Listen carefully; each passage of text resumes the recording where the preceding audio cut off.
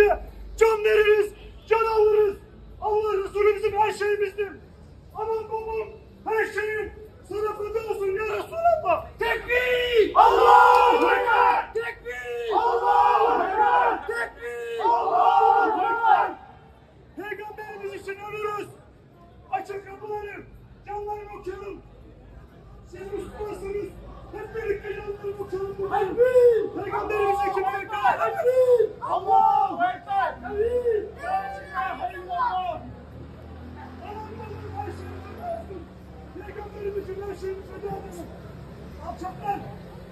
Nasıl Peygamberimize hakaret edersiniz ya? Bizim ordumuz ismini Peygamber Efendimiz'den almıştır.